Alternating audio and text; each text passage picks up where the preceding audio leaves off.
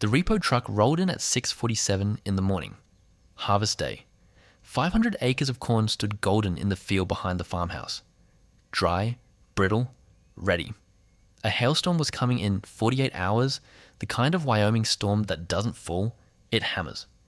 Every hour mattered. 2 men in company shirts climbed out. They had paperwork. They had a tow hitch. They had a job to do. What they didn't have, what nobody at Meridian Steel had bothered to check, was whether the repossession was even legal. The payment had cleared the bank 5 days earlier. They had come to take a 60-year-old widow's livelihood. On the one day of the year, she could not afford to lose it, over a transaction that was already complete. But here's what those 2 men in clean boots didn't know. Marlene Whitcomb wasn't just a farmer.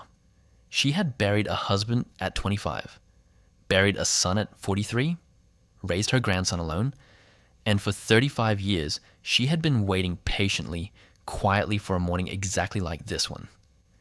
She didn't stand up when they pulled into her yard. She didn't yell. She didn't reach for the rifle by the door. She just held her chipped ceramic mug, took a sip. The coffee was still hot. And by sundown, 12 tractors, 1 old country lawyer, and a town that never forgets would prove something this corporation never saw coming. In Stillwater Hollow, the land is the law. Marlene Whitcomb saw the truck coming before she heard it. The dust on County Road 14 rose like smoke. Slow, lazy. The way dust rises when something heavy is moving towards you on a windless morning. She didn't stand up. She didn't set down her coffee. She just watched. The mug in her hand was ceramic, chipped at the rim, 40 years old. Holden had bought it for her the spring before he died. She'd never replaced it. She'd never wanted to. The coffee inside was black, hot enough to scald a younger woman. But Marlene was 60 years old, and her hands had stopped feeling small burns a long time ago. The porch boards creaked under her rocker. The sun was just barely up. The light came in sideways, soft and gold. The kind of light that made the cornfield look like it was made of brass. 500 acres of it. Dry, brittle, ready, 48 hours. That was what the radio had said last night. 48 hours until the hailstorm. The kind of storm Wyoming makes when it wants to remind you who's in charge. The kind that doesn't fall. It hammers. It shreds. It turns a season's work into mulch in 11 minutes. Marlene had been farming for 35 years. She knew what was coming. And she knew, down to the minute, what had to be done. What those 2 men in clean boots didn't know was that this morning had been 35 years in the making. The truck turned into her driveway. GMC 3500. Heavy duty, black, clean, too clean. A truck that had never seen a real winter. Never pulled a steer out of a ditch, never carried a load of feed in February when the heater went out and a man had to choose between freezing his hands or stopping to put his gloves back on. A city truck. Behind it, a flatbed trailer, empty, waiting. She knew what they were here for. She took a sip of coffee. Behind her, inside the house, the grandfather clock ticked. The one Holden's father had built in 1958. The one she'd polished every Sunday for 35 years. Tick, tick. The driver's door opened. Out stepped a young man, maybe 32, tall, lean, wearing a polo shirt that fit him too tight across the chest. The shirt had a logo embroidered over the heart, Meridian Steel, in silver thread. The polo was tucked in, crisp, ironed. His boots were brown, brand new. They had never been muddy, never been on a barn floor, never had manure scraped off them with a piece of wire. Marlene noticed the boots first. She always noticed the boots. You can tell a man by his boots. The young man pulled a tablet out of the truck, tapped the screen, adjusted his sunglasses up onto his forehead. He had an earpiece in one ear. He was talking to someone. Not her, not yet. Someone in a building far away. Then he looked up at the porch, saw her, saw a 60-year-old woman in a faded denim shirt and a long gray braid and a chipped coffee mug. And he smiled, a small smile, confident. The kind of smile a man gives when he thinks the morning is going to be easy. Tucker Lang had no idea what he was about to walk into. He had no idea because 40 minutes earlier, Tucker had been in a Motel 6 in Casper talking to his wife on the phone. Her voice had been thin, tired. She was 38 weeks pregnant with their second child.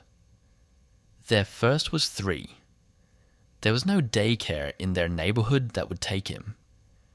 She had asked Tucker, soft, almost a whisper, "When are you coming home?" Honey, and Tucker had said, "Soon. One more job." And then his boss had texted him, "Bennett Hale needs Stillwater closed this morning. You're on the short list for regional. Don't let me down. Bennett Hale, the name at the top of the chain. Regional manager, $84,000 a year. Insurance that covered the delivery. A signing bonus that would pay off the truck." Tucker had read the text 3 times. Then he'd put on the polo, the new one, with the logo. Tucker Lang was not a bad man. He was a scared man trying not to become his own father. His partner Wendell stayed by the truck. Wendell was older, 43, big across the shoulders, quiet. He had the master key fob in his coat pocket and a lockout kit in his hand. Wendell hadn't said 3 words since they left Casper. "Mrs. Whitcomb," Tucker called out. Marlene took another sip of coffee. She didn't answer. The silence stretched. The kind of silence Wyoming makes on harvest mornings. The kind you can hear inside your chest. Tucker shifted his weight, glanced at his tablet. "Mrs. Marlene Whitcomb." "That's the name on my mailbox," Marlene said. Her voice was low, even. The voice of a schoolteacher who has watched a child lie about who broke the window and is waiting, patiently, for the child to finish lying. "Ma'am, I'm Tucker Lang with Meridian Steel Capital Recovery. I have a court order for the repossession of one Titan 9000 articulated tractor." "You should check your record again, son." Tucker paused. "Ma'am, I've already checked. The account is 90 days delinquent. The final balloon payment was due. Check them one more time." She said it the same way both times. No louder, no softer. The way a piano teacher tells a child to play the scale again. Tucker tapped his tablet, frowned at the screen. "My system says read Mrs. Whitcomb. Red means the bank owns the equipment. Red means I take the keys." "Then your system is wrong." "My system is never wrong." "Then this is the first time." Tucker laughed. It was a small laugh. Polite. The kind of laugh you give to a customer who doesn't understand the policy. "Ma'am, I understand this is difficult, but the order was issued by Mr. Hale himself at midnight. The decision is final." Marlene set the mug on the porch rail. She stood up, slow. Her knees popped. They always popped first thing in the morning. The left one was a souvenir from a fall off a hay loader in 1994. The right one had given up on her 3 winters ago. She stood at the top of the porch steps, 5'4", 140 pounds, 60 years old. And somehow, for a moment, the young man at the bottom of the steps could not figure out why he felt the urge to take a step backward. "What's your name again, son?" "Tucker, ma'am." "Tucker Lang." "Tucker, you got family?" He blinked. "Ma'am, you got family, Tucker?" "Yes, ma'am. A wife, a little boy. Another one on the way." Marlene nodded. She nodded the way a woman nods when she's filing something away in a drawer for later. "Then I'm going to ask you real polite, one more time, to check your records." Tucker's jaw tightened. His earpiece crackled. Some voice on the other end told him something. He nodded. Then he looked at her. "Ma'am, move aside, please. We're under a tight schedule." Marlene looked at him. She looked at him for a long time. Then she said, soft, almost kind, "All right, Tucker. All right." She picked up her coffee. She walked back to her rocker. She sat down, and she watched. Tucker waved Wendell forward. Wendell started towards the barn with his lockout kit. The barn was 80 feet from the house. Silver, weathered. 3 generations of Whitcomb sweat soaked into its beams. Holden's father had raised it in 1947. Holden had re-roofed it in 1985. Marlene had repainted the trim every 5 years since. Inside that barn was the Titan 9000, the only thing that was going to bring in the corn before the storm. Wendell walked, but halfway to the barn, he slowed. He stopped. He turned, looked at the house, looked at the porch, looked at the woman in the rocker. Something passed across his face. Just for a second. Tucker didn't see it. Tucker was looking at his tablet. But Marlene saw it. She had been waiting to see it. Because Wendell Beasley had been to this house before. 15 years ago, his mother had been dying in a hospital in Cheyenne. Pancreatic cancer. No insurance. The bills had been coming in faster than Wendell could open them. He had been 35 years old, working the night shift at a tire shop. And one Wednesday afternoon in October, an envelope had arrived at his mother's house. From a charity he had never heard of. The Stillwater Seed Circle. Inside the envelope was a cashier's check for the 3 months of hospice care his mother needed. No name, no return address, just a typed note on plain paper. For Mrs. Beasley, with love from her neighbors. Wendell had cried in the parking lot of the post office that afternoon for 40 minutes. He had spent the next 15 years trying to find out who had sent that check. He had never found out until this morning. Standing in a driveway in Stillwater Hollow, looking at a 60-year-old woman in a rocker, and remembering that somewhere in his mother's old papers, at the bottom of a shoebox, the signature line of the canceled check had been signed in a careful, looping hand. M. Whitcomb. Wendell stood there. He didn't move. Tucker looked up. "Wendell, let's go." Wendell didn't answer. "Wendell, open the barn." Wendell's mouth moved, but no sound came out. "Wendell." Wendell flinched. He started walking again, slower now, like a man whose legs had forgotten how to bend at the knees. He opened the barn door. The morning light flooded the inside, and there it was. The Titan 9000, red as a fire engine. Massive. 8 tires taller than a man. The cab as big as a small kitchen. Marlene had treated it right. She knew every oil change, every filter swap, every gallon of diesel that had gone through it, written down by hand. In a leather ledger she kept in the roll-top desk in the parlor, the ledger that went back to 1974, the one where the first entry was in Holden's handwriting.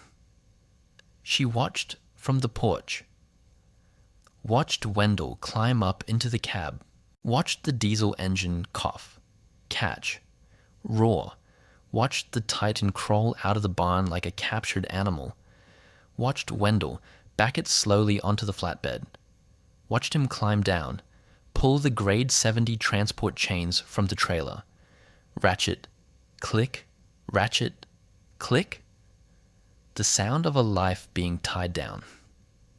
Marlene did not blink. Tucker climbed back into the GMC.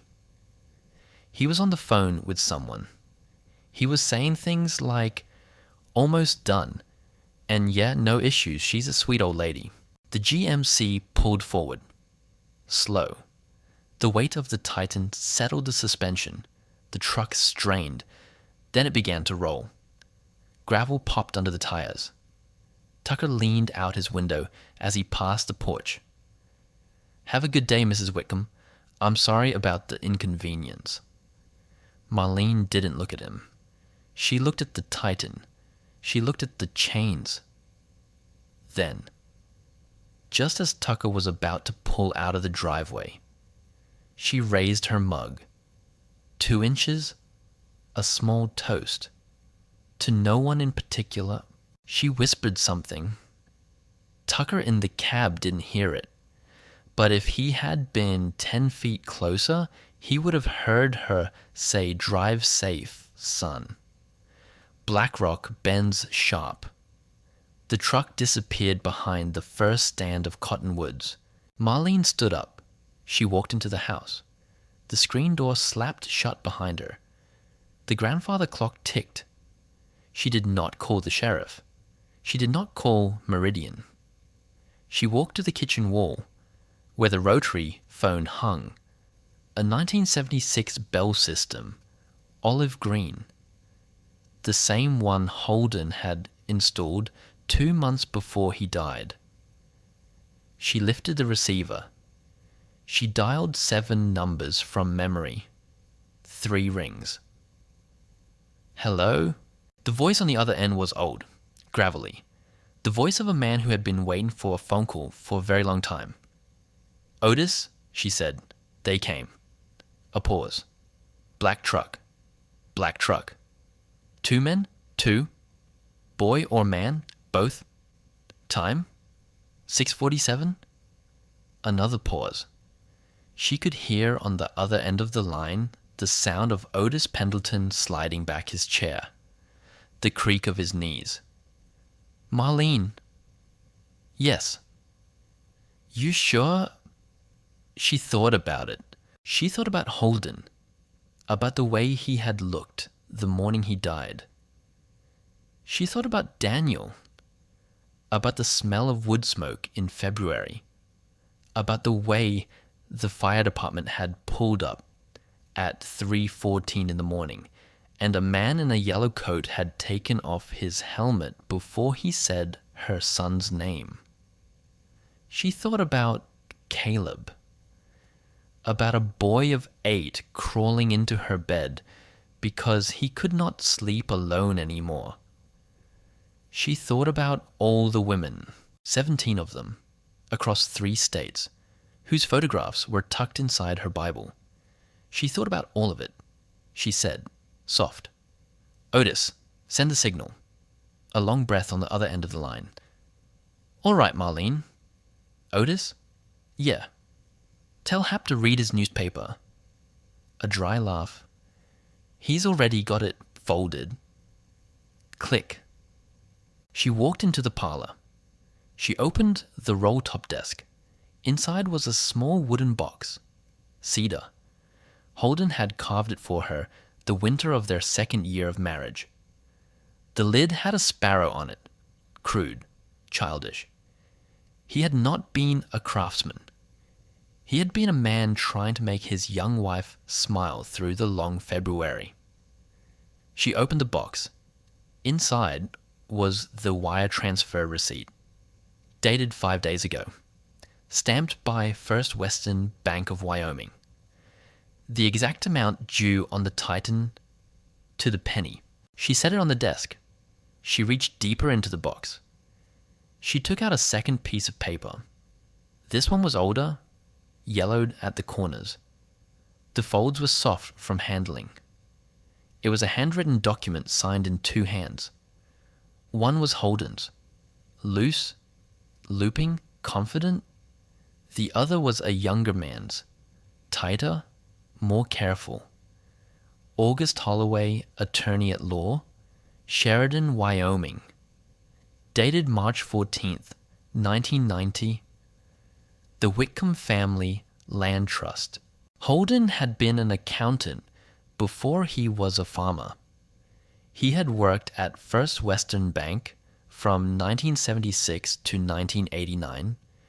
He had seen what banks did to widows. He had quit the bank in 1989. In 1998, months before the tractor accident that would kill him, Holden Whitcomb had driven to Sheridan.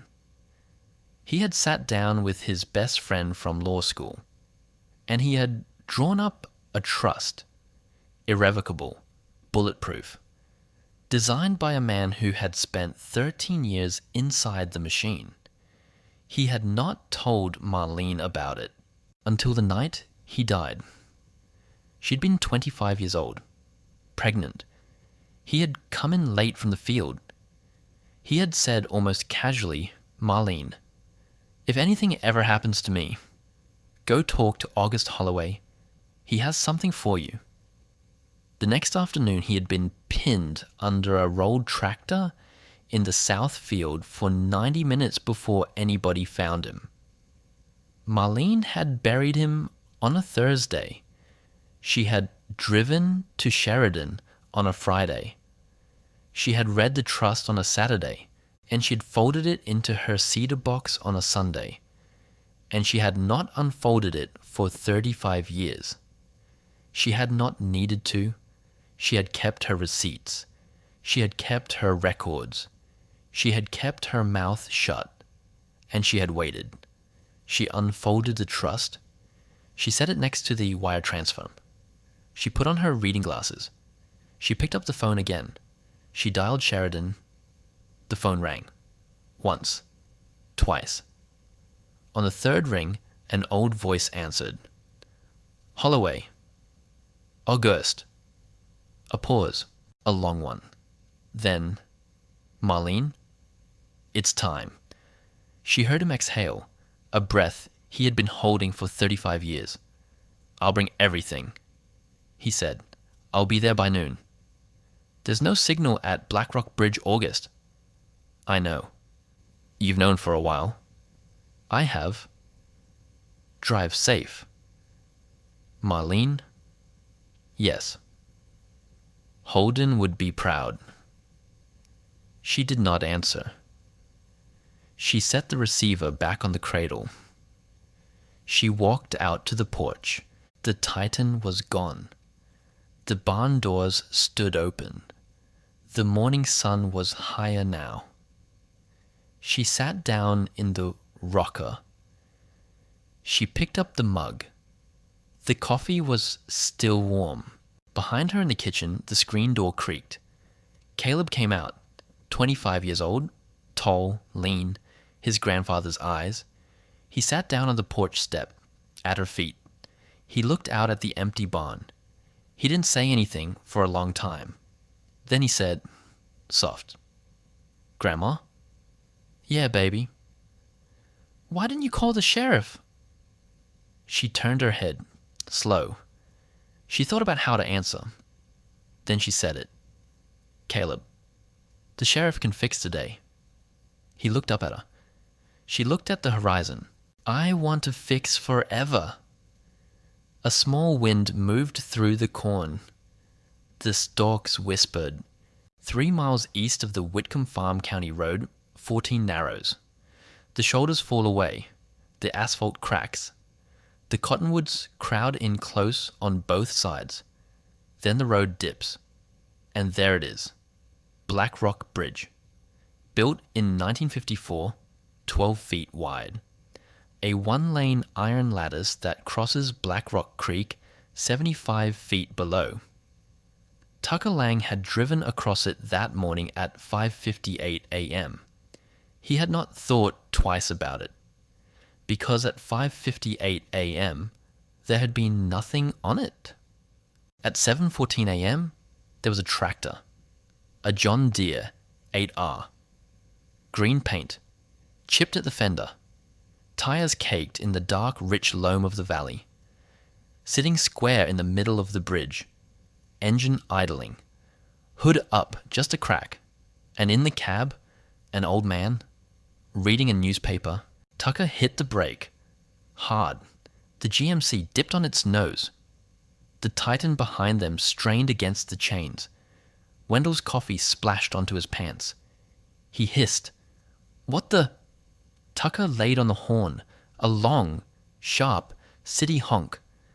The old man in the tractor did not look up. He turned a page of his newspaper. Tucker honked again. 2 short blasts. The old man licked his thumb. Turned another page. "Buddy," Tucker said, not to the old man, to himself, to Wendell, to the universe. He honked again. Nothing. What is he? Deaf? Maybe. He's not deaf, Wendell. He's looking right at the steering wheel. Tucker shoved the GMC into park. He yanked off his seatbelt. "Stay here." He climbed down. His new boots hit the gravel. He marched toward the bridge. He banged on the door of the John Deere. "Sir, sir." The old man lowered the newspaper 2 inches. He peered over the rim of his spectacles. His eyes were blue, the kind of blue you only see in old men. Pale, almost colorless, like the sky in February at 4 in the afternoon. He looked at Tucker. He blinked. Once, he raised the newspaper again. "Sir, you are obstructing a road. I have a legal repossession in progress. I need you to move." Silence. Page turn. "Sir." Page turn. "Sir." The old man cleared his throat. He folded the paper. Once, twice. He set it on the dashboard. Then he leaned forward. He reached for the ignition key. He turned it. The diesel engine sputtered, stalled, silence. The kind of silence that has weight. Tucker stared. "Did you just..." "Stalled?" "You stalled it on purpose. Tractor's old. It was running 30 seconds ago. Tractors do that?" "Tractors do what?" "Stall?" Tucker pressed his thumb and forefinger into the bridge of his nose. "Sir, what is your name?" "Otis." "Otis what?" "Otis Pendleton." "Mr. Pendleton, can you start your tractor?" "Reckon I could try?" "Try." Otis did not move. Tucker waited. Otis stared at him. "You said try." "I did say try." Well, what?" "I'm thinking on it." Tucker pulled his phone from his pocket. He looked at it. No bars. He held it up, walked 2 steps, held it higher. No bars. He turned in a slow circle. No bars. "Hey, Otis." You get cell service out here." "Not for about 40 years." "40 years." That's funny.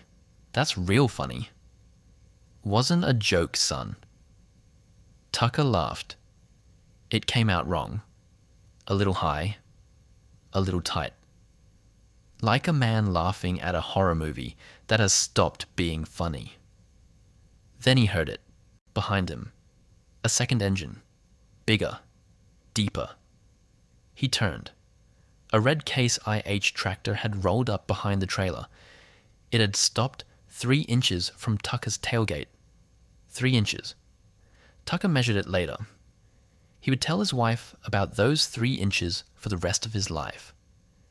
In the cab was a young man, 25, tall, lean, calm. He did not get out. He did not roll down the window. He did not wave. He just sat, watching, through the glass, the way a coyote watches a rabbit from the top of a hill, without urgency, without hunger. Just I see you and I have, all afternoon. Caleb Whitcomb. Tucker did not know that yet. Behind Caleb's tractor, another engine. A weathered Massey Ferguson. Older man at the wheel. He pulled up onto the shoulder, cut the wheel, settled the rear tires into the soft dirt of the ditch. Behind him, another, a green Steiger from the 70s. The kind that has been kept alive on Bondo and Prayer. Driver had a beard so white it looked like flour.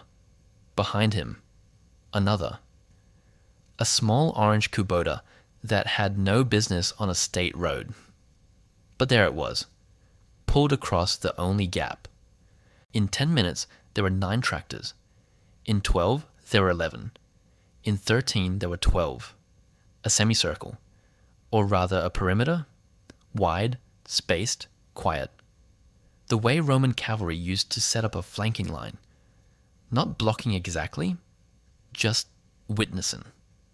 Tucker stood in the middle of his own road, surrounded by 12 old tractors, and the men inside them did not look at him. They looked at the horizon. They looked at the creek. They looked at the cottonwoods. 2 of them were reading newspapers. 1 was eating a sandwich. 1 was visibly napping. Not one of them looked at Tucker. Which was worse. Tucker walked back to the GMC. He climbed in. He slammed the door. Wendell was sitting very, very still in the passenger seat. He had his phone in his lap. Screen up. No bars. Wendell. Yep. What is happening? I don't know. Wendell. Yep. Why are there 12 tractors on this road? I don't know, Tucker. Wendell, look at me. Wendell looked at him. His face was strange. Wendell's face had always been strange in the way that big, quiet men's faces are strange. But today, there was something else in it. Something Tucker had not seen before. Something almost like recognition. Wendell? Yeah. Do you know these people? Wendell took a long breath. Tucker. Yeah?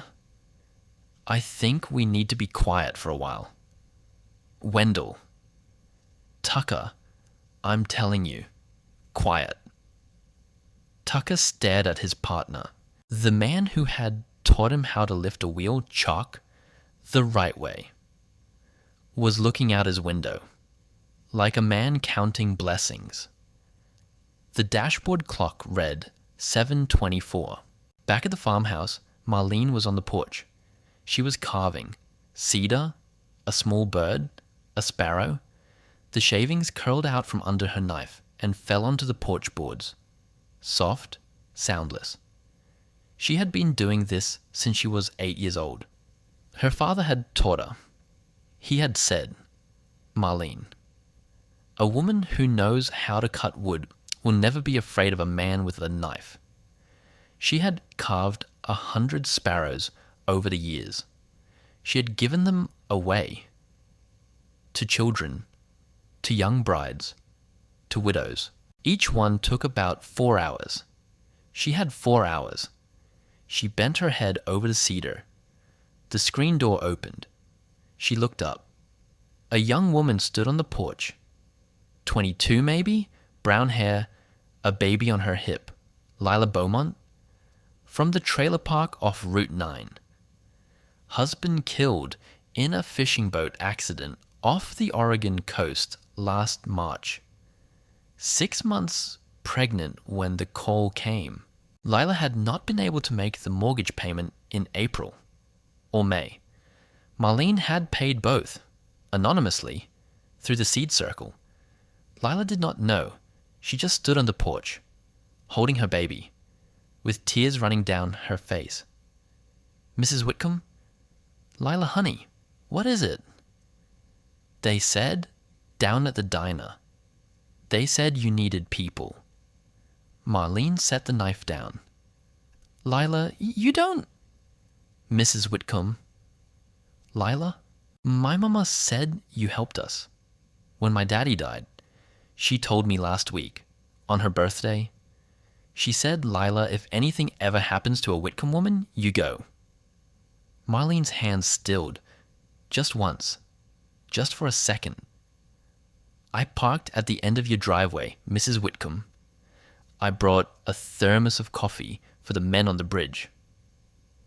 Lila Beaumont, you take that baby home. No, ma'am. Marlene looked at her. Lila lifted her chin. She was 22 years old.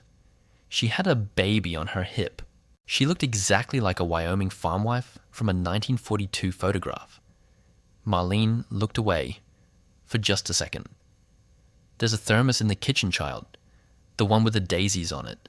Take that too. Yes, ma'am? And Lila. Yes, ma'am. You stay back from the bridge. You hear me? You hand them the coffee and you stay back. Yes, ma'am. Lila turned. She walked down the porch steps. The baby slept against her shoulder. Marlene watched her go. She picked up her knife. She bent over the cedar. A drop of water hit the wood. She paused. She wiped her face with the back of her wrist. She kept carving. 200 miles southeast, in a quiet office above a feed store in Sheridan, Wyoming, August Holloway was packing his briefcase. He was 80 years old. His hands shook a little when he was tired, which was most of the time now. But this morning, his hands were steady. The briefcase was leather, scuffed at the corners. He had carried it into every county courthouse between here and Cheyenne since 1971. Into the briefcase he put a certified copy of the Whitcomb family land trust dated March 14th, 1990. A certified copy of the wire transfer receipt from First Western Bank dated 5 days ago. A certified copy of an internal acknowledgement email from Meridian Steel Corp. Accounting dated 4 days ago at 3:12 p.m., confirming receipt of payment. A temporary restraining order signed by Judge Clarence Miller of the 3rd Judicial District at 6:54 this morning. And a single manila folder. The folder was thicker than the rest. The folder had been mailed to him anonymously in installments over the course of 2 years by a man August had never met. A man who lived in Bozeman, Montana, and who had, until 18 months ago, been an internal auditor for Meridian Steel Corp. The man's name was Vernon Stack. Vernon Stack had retired from Meridian in October of 2023. 6 weeks later, his wife of 41 years, Adelaide Stack, had received a midnight repossession order on a combine she had paid off 3 months earlier. Vernon had been at his sister's funeral in Kansas City when it happened. Adelaide had been alone. The repo men had been polite. They had taken the combine. They had taken the auger. They had taken the planter. Adelaide Stack had not made it through Thanksgiving. Vernon had buried her on December 4th, 2023. On December 5th, Vernon had walked into his old office, gathered every internal document he could legally access through his retirement papers, and walked out. By Christmas of 2023, Vernon had every receipt, every memo, every email chain, every internal incentive, bonus structure that proved Meridian had been systematically targeting elderly widows across 3 states for late fee revenue extraction and equipment recovery for over 14 years. Vernon did not go to the press. Vernon knew that if he did, Meridian's attorneys would bury him in countersuits before any case ever made it to a courtroom. Vernon did what a desperate man does. He looked for an ally. He started reading old court records. In a small archive in Sheridan, Wyoming, he found a name that came up over and over in quiet, settled, paid-off cases involving Wyoming widows and predatory lenders. M. Whitcomb, listed not as plaintiff, not as defendant, listed as witness for the homeowner, 16 times in 11 years. Vernon had driven to Stillwater Hollow in April of 2024. He had sat at Marlene's kitchen table for 4 hours. He had drunk 3 cups of coffee. He had cried twice. He had left the first envelope on the table when he walked out. Marlene had taken every envelope after that.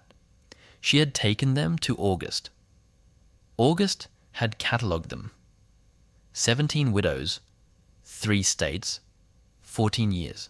A pattern of behavior that was no longer a corporate mistake. It was a business model. August closed the briefcase. He stood up, slow.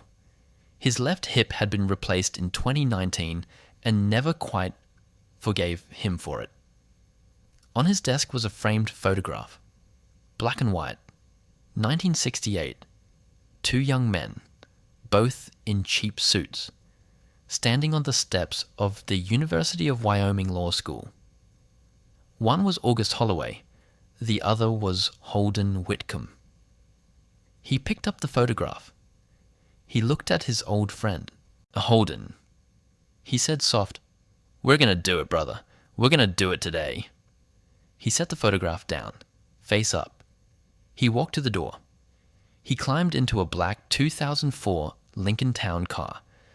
The car had 98,000 miles on it. He turned the key. He turned northwest. 2 hours to Stillwater Hollow. It was 9:17 a.m. On the bridge, the dashboard clock read 9:42.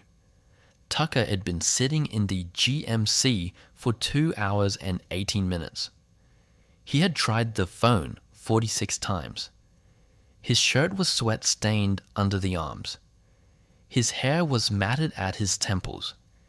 His left eyebrow had not stopped twitching since 8:09. Wendell sat in the passenger seat. He had taken off his work boots. He was rubbing his right foot with the slow, methodical patience of a man who has decided to outlast a storm. Wendell. Silence. Wendell. What if we just drive through them? Tucker. I'm serious. Tucker. There is a man in front of us reading a newspaper. Behind us, there is a young man who has not blinked in 90 minutes. To the left of us, there is a creek. To the right of us is a ditch full of milkweed and rusted barbed wire. So I would advise against vehicular homicide on the morning you were trying to make regional manager. Tucker stared at the steering wheel. His phone buzzed. He grabbed it. No bars, but a single text from 2 hours ago, just delivered. Hannah Water broke at 7:40, heading to St. Mary's, Denver. Love you. Tucker stared at the screen. He stared and stared. His hand began to shake. Wendell? Tucker, what? My wife is in labor.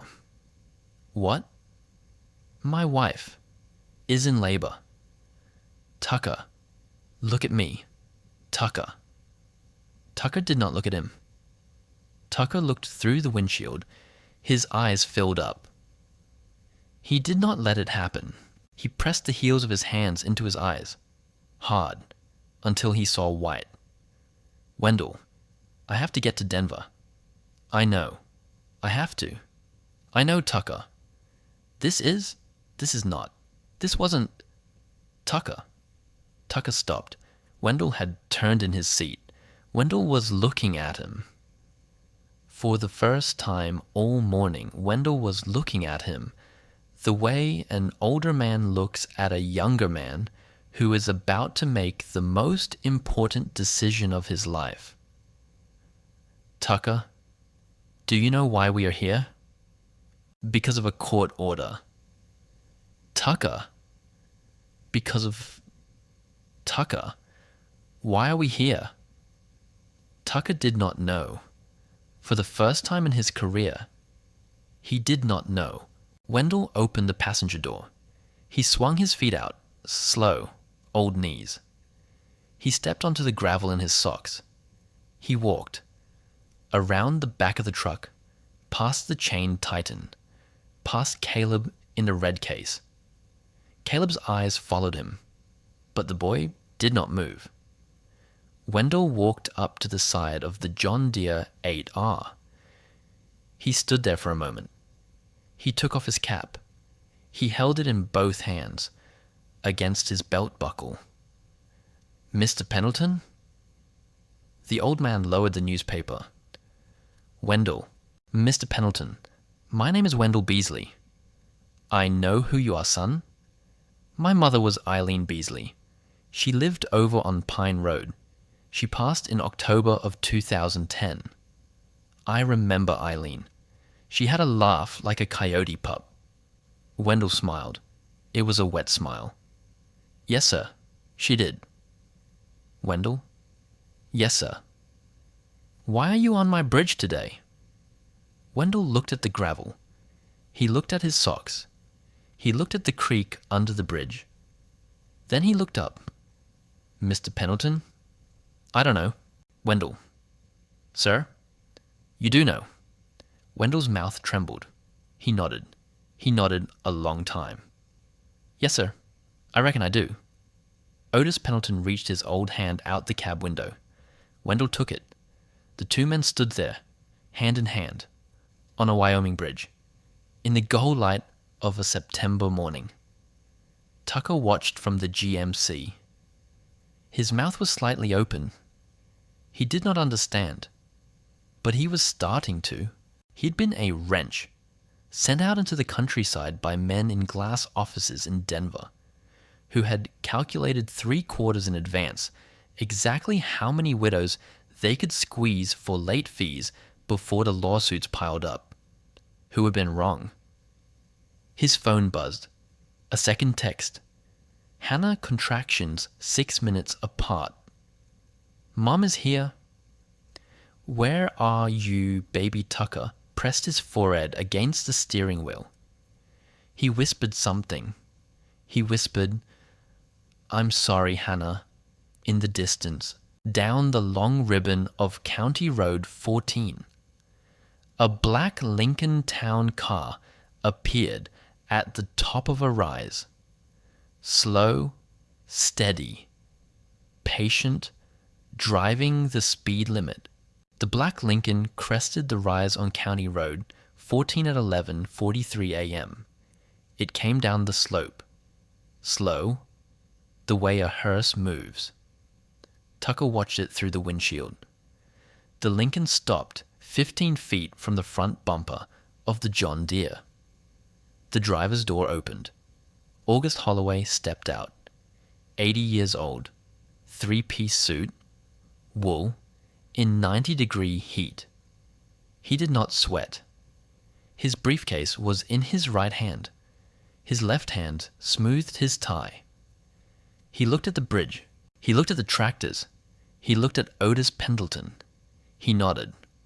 Otis nodded back. The kind of nod two men give each other when neither of them needs to say anything else for the rest of his life. Then August walked toward the GMC. Slow. His wingtips crunched on the gravel. Tucker felt his heart begin to hammer. August stopped at the driver's side window. He bent down. Just a little. He tapped the glass. Once. Tucker rolled the window down. Mr. Lang. Yes, my name is August Holloway. I represent Mrs. Marlene Whitcomb. Yes? I have something for you. Tucker swallowed. August opened the briefcase against his hip. He pulled out a single sheet of paper. Blue? Legal bond? He slid it through the window. Tucker did not take it. He stared at it. Mr. Lang. Yes. Take the paper, son. Tucker took it. His hand shook. He read. He read the header. He read the body. He read the judge's signature at the bottom. He read it 3 times. Temporary restraining order. Stay of execution. Order to return chattel. Issued at 6:54 a.m. 6 minutes before he had pulled into the driveway. 6 minutes. That was when his throat closed up, because Tucker Lang understood, with the slow, sick, sinking clarity of a man understanding it for the first time in his life, that he had not stumbled into a bad day. He had been walked into one. He had been steered, like cattle, by a 60-year-old woman who had been waiting for him for 35 years. August was still standing at his window. Mr. Lang? Yes. There is something else.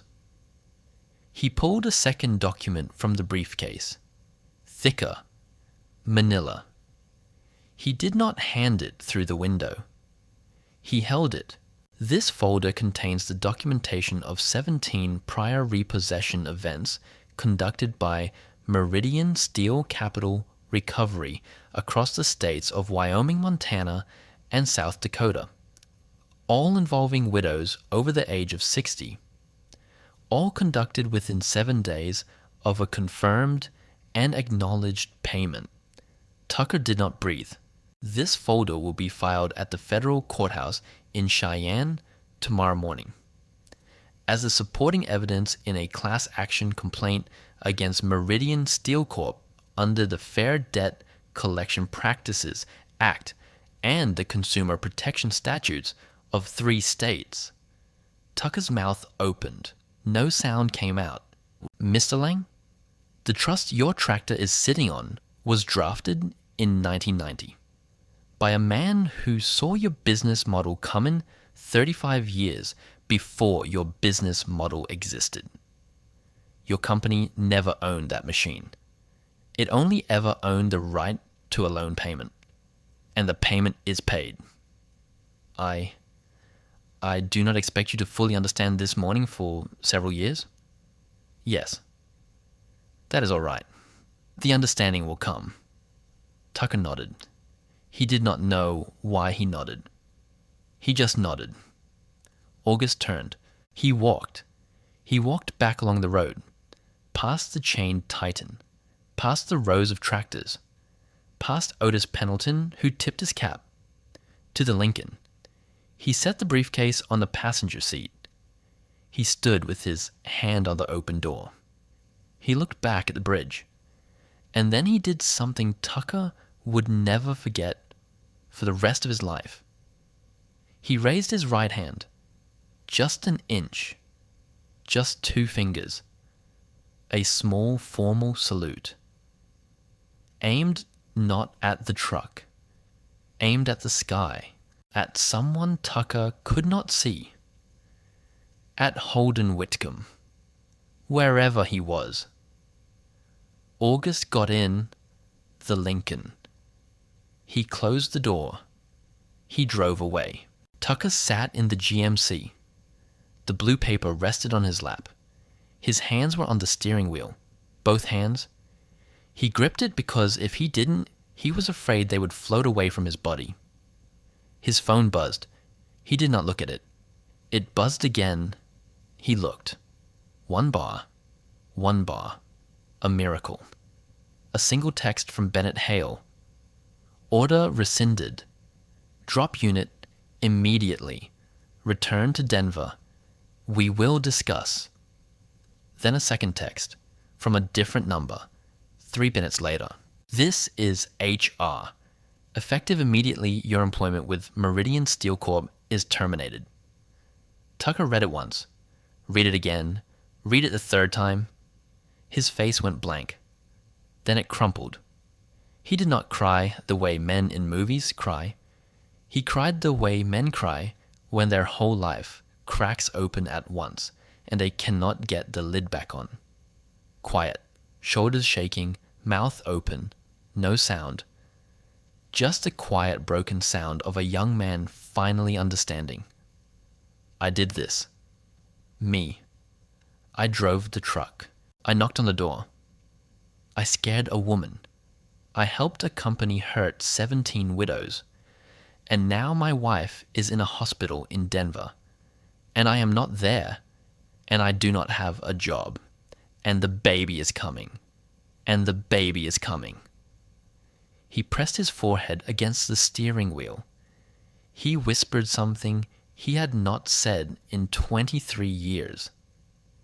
He whispered, "Mama, help me." Wendell put his big hand on Tucker's shoulder. He left it there. He did not say a word. She came on foot, across the bridge, past the John Deere, past Otis Pendleton, who tipped his cap to her, past Caleb in the Case IH, who climbed down from his cab and walked beside her, past the row of waiting tractors. She wore a faded denim shirt, a long gray braid, worn jeans, old boots. She carried 2 things, the chipped ceramic mug and a stainless steel thermos. Marlene Whitcomb walked up to the driver's side door of the GMC. She stopped. She did not look at the tractor on the trailer. She did not look at the blue paper on his lap. She looked at his face. Then she opened the door. Tucker did not stop her. Tucker. He could not answer. Tucker, look at me, son. He could not look at her. Tucker Lang, look at me. He looked at her. His eyes were wrecked. Her eyes were calm. She held up the thermos. I made fresh. He stared. Get out of the truck, honey. Get out. He climbed down. His legs did not work right. His new boots, his beautiful new clean brown boots, hit the gravel of County Road 14, and for the first time since he had bought them, they were not clean. She handed him the mug. She poured. Steam rose into the cool September air. He took it with both hands. He held it against his chest. She looked up at him. Tucker. Yes, ma'am. I'm not going to hurt you. He nodded. He could not stop nodding. Tucker, your boss in Denver. He's not going to take care of you today. You know that, don't you? He nodded. Your wife is in Denver. You know that too. He nodded. Tucker, drink your coffee, and then I want you to listen to me real carefully. He drank. It scalded his lip. He didn't care. She watched him drink. Then she said it, soft, the way a mother says it. Tucker, you are not a bad man. You are a scared man. There is a difference, and the difference is the rest of your life. His shoulders started to shake. Tucker, you knocked on a door this morning that you should never have knocked on.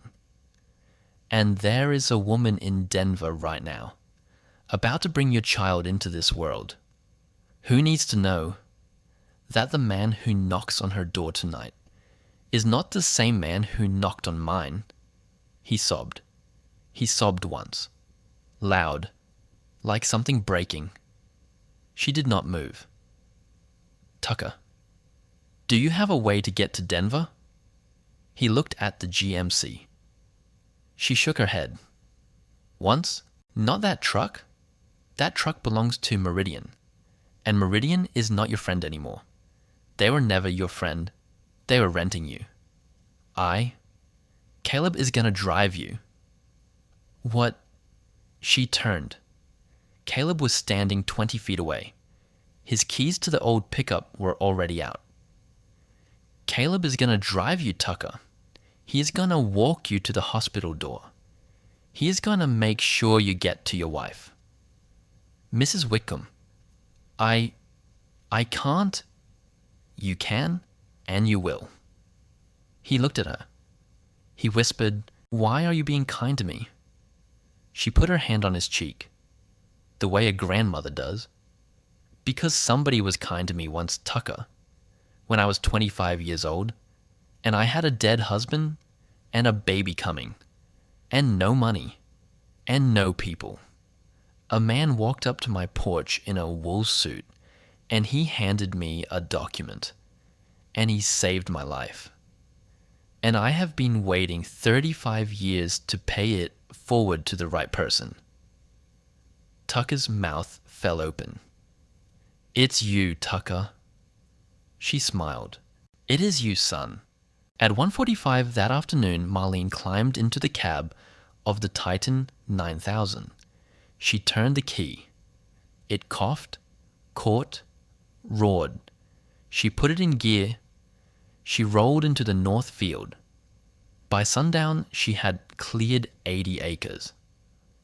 Otis was on the next tractor over. The seed circle came. All of them. 23 women across 3 counties. They came in pickups. They brought casseroles. They brought pies. They brought soup. They brought babies. They worked the bins. They moved the grain. They drove tractors when the men needed to sleep. They worked through the night. Caleb drove Tucker in the old pickup, the old Ford F-150, 1994, paint long gone, radio static only, the truck that had brought Caleb home from college every Christmas, the truck that had carried Daniel's casket from the church to the cemetery 17 years ago. They drove south. The Wyoming-Colorado route was long. The mountains stretched and folded. The afternoon faded into evening. They did not speak for the first hour. Then Caleb turned to him. Tucker. Yes, my grandma. She's the toughest woman alive. I know. You don't know yet, but you will. Tucker looked out the window. The Wyoming sky was wide. He whispered, Caleb. Yeah. I'm sorry. Caleb was quiet a long time. Then he said, soft. I know. While Caleb drove south, Wendell drove the GMC back to the Whitcomb farm. He pulled into the driveway. He killed the engine. He walked around to the trailer. He started unhooking the Titan. When he finished, he walked up to the porch steps. Marlene was on the porch. He took off his cap. Mrs. Whitcomb. Wendell. I owe you a debt I can't pay. You don't owe me anything, son. My mother. I know, Wendell. You sent the... I know. He swallowed. His big shoulders shook just once. Mrs. Whitcomb, I'm done with Meridian. I've figured. I don't know what I'm going to do. She looked at him. She looked at him for a long time. Wendell, can you keep books? Ma'am? Bookkeeping, accounting. Can you do it? Yes, ma'am. I was an accounting clerk before I went into recovery work. I have the cert. You needed money. Yes, ma'am. Wendell, When this lawsuit settles, there's going to be a foundation, and a foundation needs a finance director. His face changed, slowly, the way a sunrise changes a field. Mrs. Whitcomb. You think on it. Yes, ma'am. And Wendell. Mom. Don't ever take a job again where they make you forget who your mother was. He nodded. He put his cap back on. He walked down the steps. He walked all the way home. It was 11 miles. He did not call anyone. He just walked. He got there at sundown. At 7:51 p.m., Tucker Lang walked into St. Mary's Hospital in Denver, Colorado. His clothes were dusty. His eyes were red. His new brown boots were scuffed. He found her in delivery room 7. She looked up. She did not ask him where he had been. She said, soft, "You came?" He went to his knees beside the bed. He pressed his forehead to her hand. He wept. At 10:33 p.m. that evening, Hannah Lang gave birth to a baby girl. 6 pounds, 11 ounces. Healthy lungs. Healthy heart. Tucker held her in the hospital room.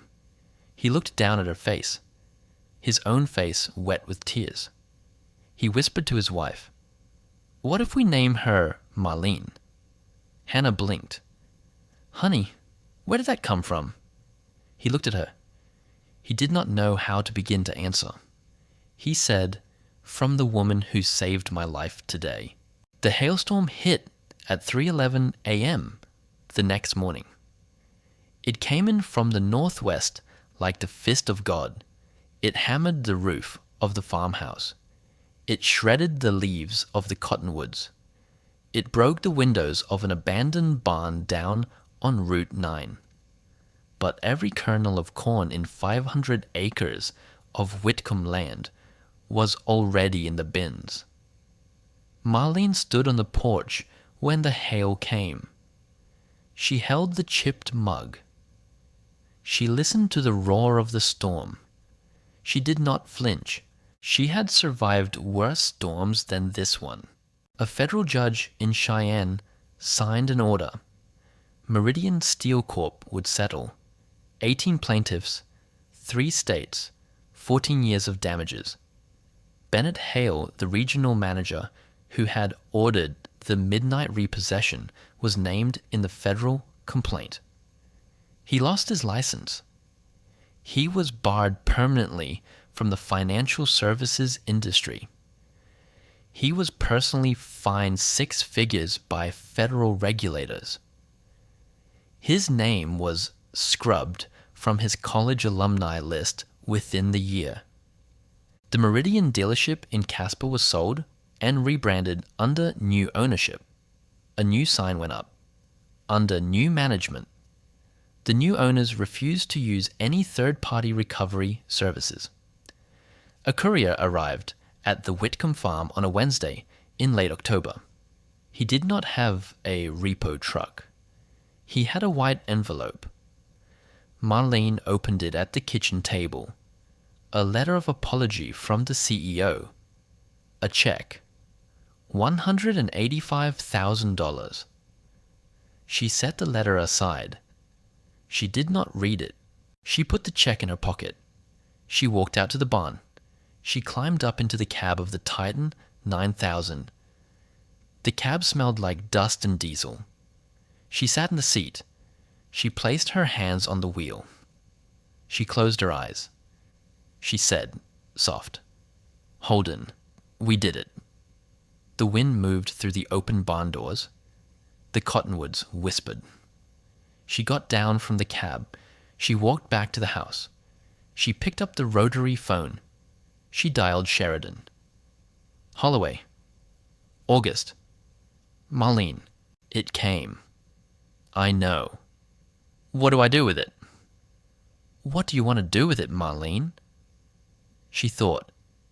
She looked at the framed photograph on the kitchen wall. 2 men, in cheap suits, on the steps of a law school, in 1968. She smiled. August. I want to set up a scholarship for the children and the grandchildren of widows from farm country, Wyoming, Montana, the Dakotas. I want it administered out of Stillwater. I want Caleb on the board, and I want Wendell Beasley to run the books. What are we calling it? She paused. She looked at her husband's young face. The Holden Whitcomb Memorial Scholarship? August was quiet a moment. Then she heard him exhale, a long, slow, old breath. Marlene. Yes, he would be so proud. She did not answer. She did not need to. 6 months later, on a clear morning in April, a young couple from Denver drove into Stillwater Hollow in a 2019 Subaru. They had a baby with them. The baby was 4 months old. The baby was wearing a small pink hat. The young man stopped the car at the end of a gravel driveway. He sat behind the wheel for a long time. His wife reached over. She put her hand on his. Honey, she's waiting. I don't know what to say to her. Just tell her your daughter's name. He nodded. He got out. He took the baby out of the car seat. He walked up the driveway. The cottonwoods were just starting to leaf. The corn had not yet been planted. The field was bare, black, resting. A 60-year-old woman was on the porch, in a rocker, with a chipped ceramic mug. She looked up when she heard his boots on the gravel. She smiled. She did not get up. She did not have to. She said, soft, Tucker, Mrs. Whitcomb. Come up here, son. Let me see her. He climbed up to her. He held the baby out toward her. She took the child into her old hands. She looked down at the small face. The baby looked up at her with wide, quiet, Wyoming sky eyes. Marlene's throat worked, just once. Tucker. Yes, ma'am. What did you name her? He swallowed. Marlene Hannah Lang. Marlene Whitcomb closed her eyes. She held the baby against her chest. She rocked. She did not speak for a long time. When she opened her eyes again, they were full, but they had not spilled. She looked up at the young man who had once on a September morning been the worst version of himself, and had chosen since that morning to be a different one. Tucker. Yes, ma'am. You stay for lunch. Yes, ma'am. You stay for as long as you want. The wind moved through the cottonwoods. Somewhere in the distance on County Road 14 a tractor began to hum. Caleb, plowing under last fall's stubble. Marlene rocked the baby. The afternoon sun came through the porch rails. Soft. Gold. The mug rested beside her on the rail. The coffee inside it had gone cold a long time ago, but the porch was full, and the field was waiting, and the seed was in the barn. The end.